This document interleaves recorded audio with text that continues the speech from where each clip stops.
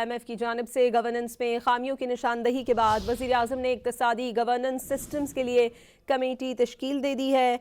आपको ये बताएं कि कमेटी से माही बुनियादों पर अपनी रिपोर्ट वज़ीर आज़म को पेश करेगी। इस बारे में मज़ीद जानते हैं डॉन न्यूज़ के नुमाइंदे ताहिर शिरानी से। ताहिर, बताइएगा कितने अफराद पर मुश्तमिल कमेटी तश्कील दी गई है? जी, वज़ीर आज़म ने वफाकी वज़ीर ख़जाना मोहम्मद औरंगज़ेब की सरबराही में 15 रुकनी कमेटी तश्कील दी है।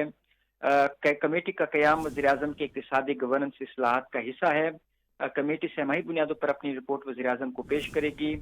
कमेटी में सेक्रेटरी ख़जाना, सेक्रेटरी कानून व इंसाफ, सेक्रेटरी मनसूबाबंदी, secretary SIFC, secretary IT, secretary establishment division, secretary law and justice commission of Pakistan और सेक्रेटरी सरमायाकारी बोर्ड शामिल हैं। Chairman SCCP governor state bank, chairman CCP, MD PPRA, DG tax policy office और एडिशनल ऑडिटर जनरल कमेटी अरकान का हिस्सा है। ज़राए का कहना है कि वजारत खजाना के एडिशनल सेक्रेटरी कमेटी के लिए सेक्रेटरीट के फराइज सरअंजाम देंगे और वफाकी वजारत खजाना कमेटी के लिए जी। सेक्रेटेरियल सपोर्ट फराम करेगी। Governance and corruption diagnostic assessment report 2025 में नवंबर 2025 में जारी की गई थी, जिसमें IMF ने कहा था कि गवर्नेंस में बेहतरी से पाकिस्तान काफ़ी मुबाशी फ़वायद हासिल कर सकता है। गवर्नेंस इस्लाहात के लिए पैकेज पर अमल दरामद से पाकिस्तान GDP में 5 से 6.5% के दरमियान इजाफा कर सकता है। जी, बहुत शुक्रिया ताहिर शिरानी आपका।